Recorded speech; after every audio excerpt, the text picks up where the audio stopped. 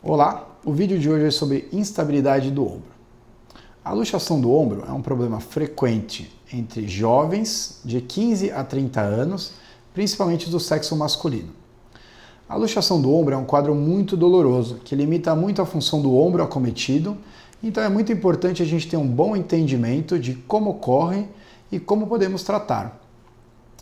O ombro é a articulação do corpo com maior movimento, portanto, a estabilidade dessa articulação depende de várias estruturas trabalhando em conjunto.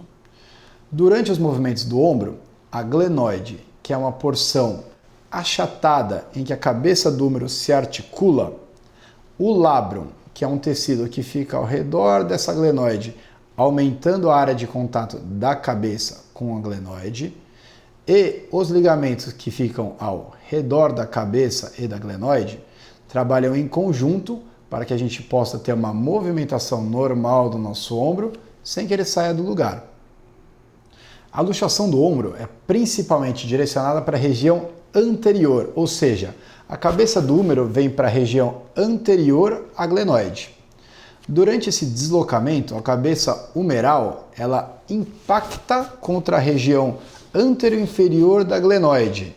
Ou seja, a cabeça do húmero, quando ela se desloca, quando ela luxa, ela pode machucar a região que fica na frente e na parte de baixo da glenoide.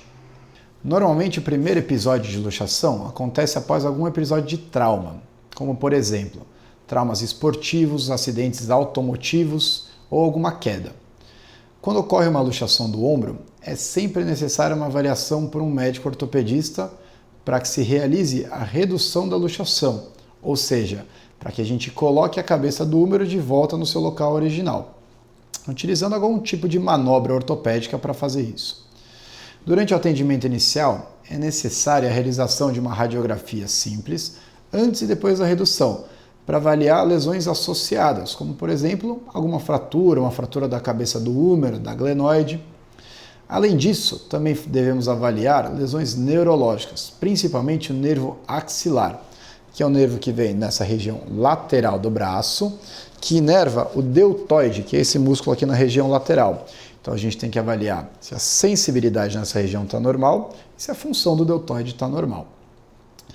Após isso, o paciente é orientado a usar uma tipóia por pelo menos 3 semanas, para que a gente consiga reestabelecer a anatomia normal, para que a gente dê tempo para o nosso ombro se recuperar. Depois que um paciente tem um episódio de luxação, ele pode apresentar novos episódios de luxação. Isso chama recorrência da luxação. Quais que são os fatores de risco para a gente ter uma nova recorrência? Pacientes do sexo masculino, atletas profissionais, pacientes que fazem esportes de contato, pacientes que apresentam uma hiperfrouxidão ligamentar, ou seja, pacientes que esticam muito o cotovelo, esticam muito o joelho, os dedos, têm uma elasticidade maior, são pacientes que apresentam uma maior chance de relesar ou reluxar esse ombro. É importante lembrar também que quando a cabeça do húmero se desloca, a gente pode ter a lesão da glenoide e da cabeça do húmero. Quanto maior forem essas lesões, maior a chance de a gente ter um novo episódio de luxação, porque ficam deformidades.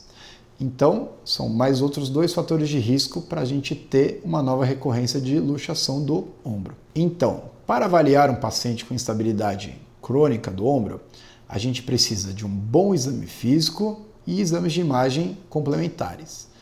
No exame físico, existem alguns testes específicos para a instabilidade do ombro, como o teste de apreensão e o teste de recolocação.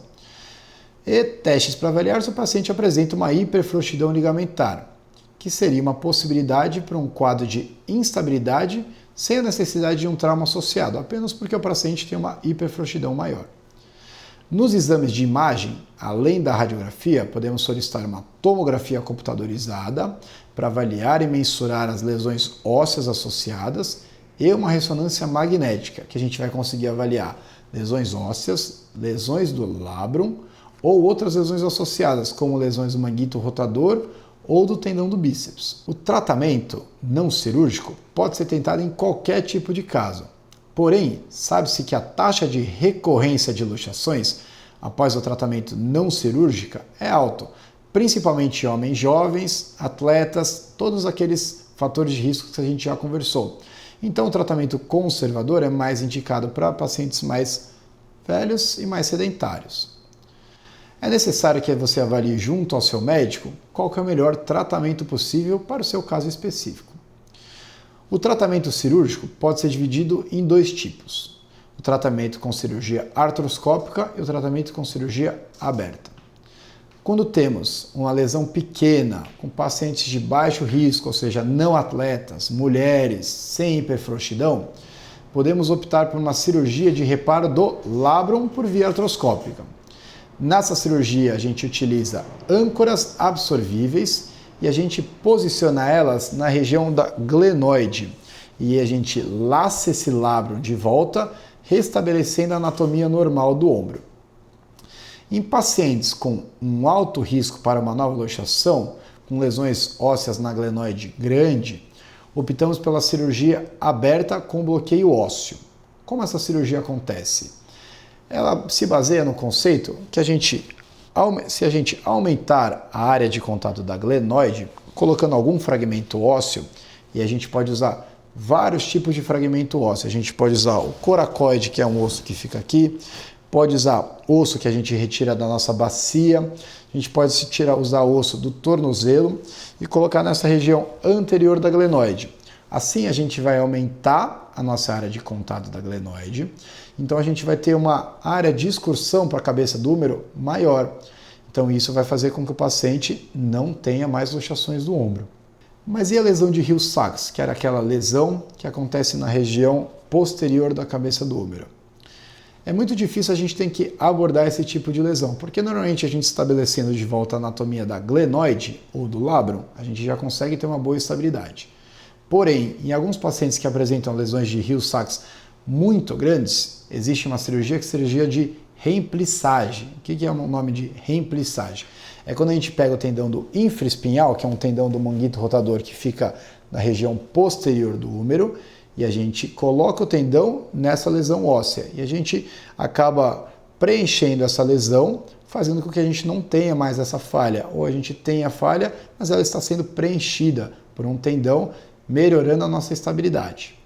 No pós-operatório, é essencial que a gente faça uso de uma tipóia. E nesse tipo de cirurgia, a gente usa uma tipóia que chama tipóia com coxim de abdução. O que é isso?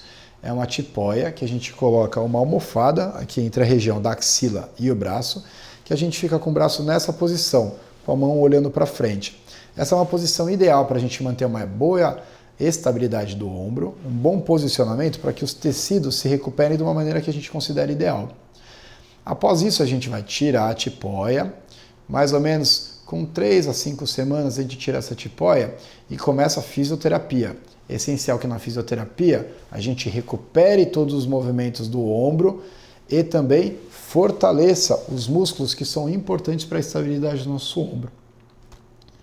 Bom, pessoal, o vídeo é isso, o vídeo sobre instabilidade do ombro. Espero que tenha sido muito importante para você elucidar todas as suas dúvidas, para você não tenha mais dúvidas de como você evitar novas luxações do ombro, para você que sofre com esse problema. E é isso aí. Muito obrigado. Tchau, tchau.